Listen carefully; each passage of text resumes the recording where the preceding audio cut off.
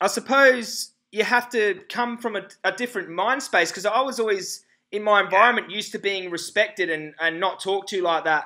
And then you come into this where no one knows you and no one sort of cares about that. You just become someone that they can say whatever they want to, and you feel like disrespected, and something, there's that little part of me that's going, it doesn't feel right. I'm like, wait a second, you can't talk to me like that, mate.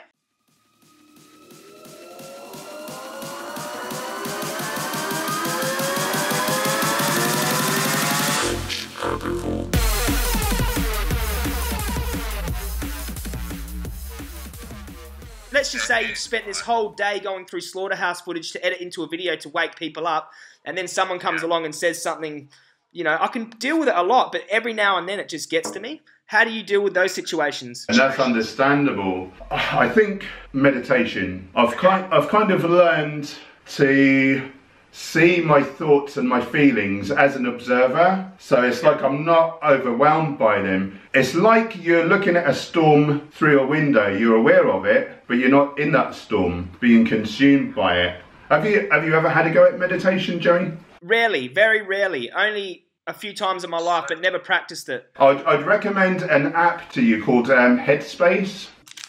Headspace? The first 10 sessions are free, and then you can do like a monthly or a yearly subscription. It's not a whole lot of money, and there's all these different packs to help you. But for instance, I had a terrible phobia of public speaking. So I used the anxiety pack, and it taught me this technique called noting. You basically meditate, you clear in your mind, and just every now and again thoughts or feelings will, you know, come into your head. So you know, oh, I just had a thought, or you know, oh, that's a feeling. And I was meditating, and then I thought, oh, I've got to do that speech soon. And so I got a bit of adrenaline. My heart started going. So I thought, oh, a feeling. And then I thought, pleasant, unpleasant, neutral. And about the 10th time round that I was doing this meditation, I thought, well, my heart racing, that doesn't have to be unpleasant. That can be excitement. And I thought, this talk is going to be at a vegetarian restaurant. And I thought, this is my chance to convert a load of vegetarians to veganism, which is I feel my life purpose now. And I thought that can be excitement, and I decided that that was excitement, and yeah, so it changed that. For now, when I get that adrenaline, I think, oh, excellent, I've got the chance to live my purpose now. So it's kind of changed the connection to it, if you see what I mean. And then with people, if people are kind of kicking off, I can just see, you know, that's their ego, like, you know, they're just seeing their perspective.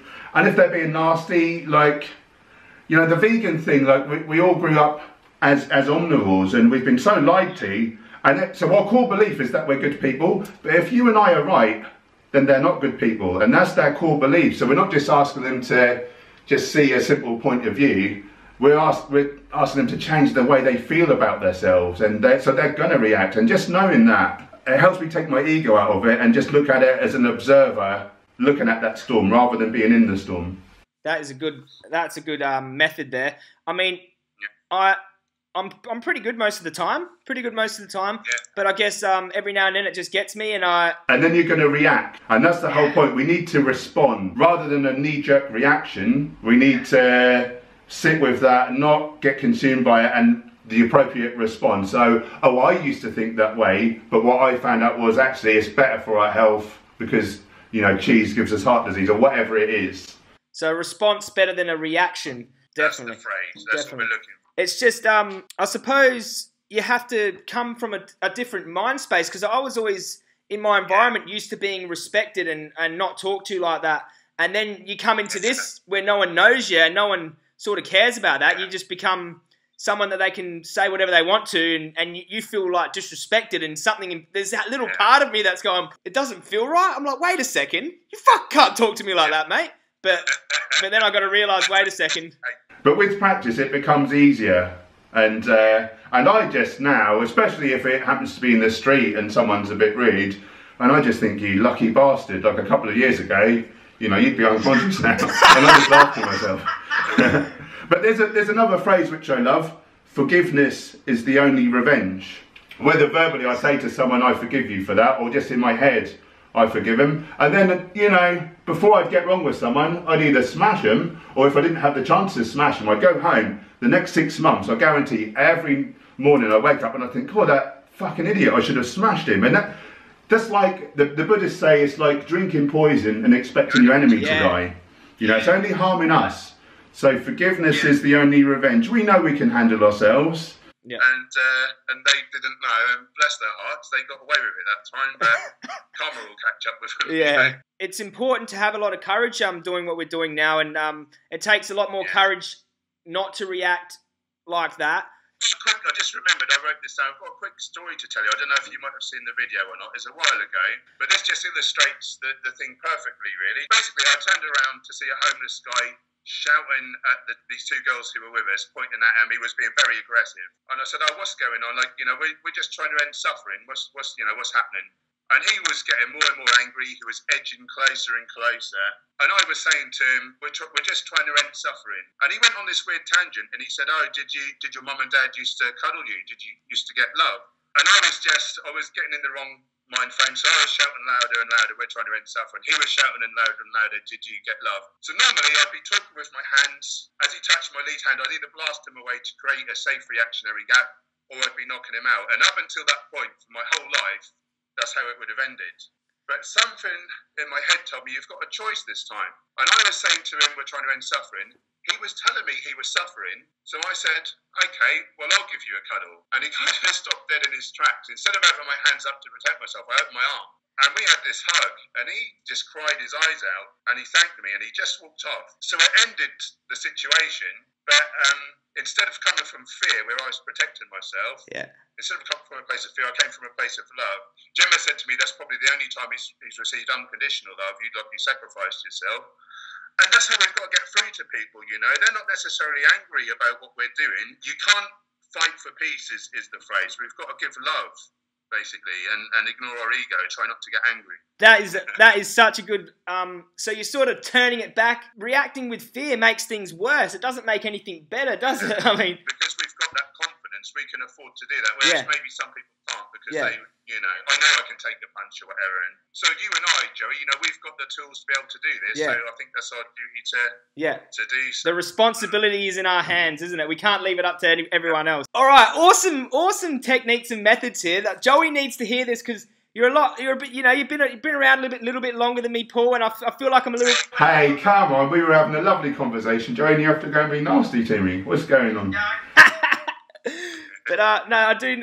I'm still learning. I'm only 3 years out of jail, and you know, it's a lot of my friends, they're still in the gangs, and I'm doing this, and you know, I broke away from the gangs and thought, fuck it, man, I'm just gonna do my own thing and promote a sober vegan lifestyle, start defending animals on social media in front of everyone. And it's like, I know my old buddies will be like, oh, Joey's gone weird, he's, you know, saying all this shit about me, but I don't care. I honestly don't care anymore. I'm doing what's right, and I've never felt better doing what I'm doing now. I'm so proud to call myself your friend, Joey. You are doing an amazing job, and it takes a lot of courage, so well done, brother. Thanks, bro. I appreciate that a lot. I mean, I used to get a lot of respect doing what I was doing before, but I also used to hurt a lot of people, and I feel like this way I can channel all the stuff that I've learned into something positive and really help animals and help people, and I dedicate my life to it every day. That's what I do. I'm always helping someone or this cause. There's no better cause, is there? There's nothing better to be doing with your time, is there, you know? No. And there's so many people out there that they are suffering just like I was suffering, and you know, I help people get sober and clean and deal with their anxiety and depression and stuff like that as well, because I know how it fucking feels. And I feel like we've got this strength. So if you chucked me and you in this environment of violence and gangs, and you know, we'd rise to the top there too, but you chuck us in this environment here, and I feel like we can be the guardians as well and do something positive with our skills and experience that we've learned. So one more thing I wanted to ask you, with all of the stuff going on YouTube at the moment, how do you stay focused on the animal message? Because and I see that Paul's smart enough to stay out of all the drama, which is really, I think, is very admirable. And what is your view on that, on remaining focused on the message? And yeah, I just don't look at it. It honestly just sucks my will to live.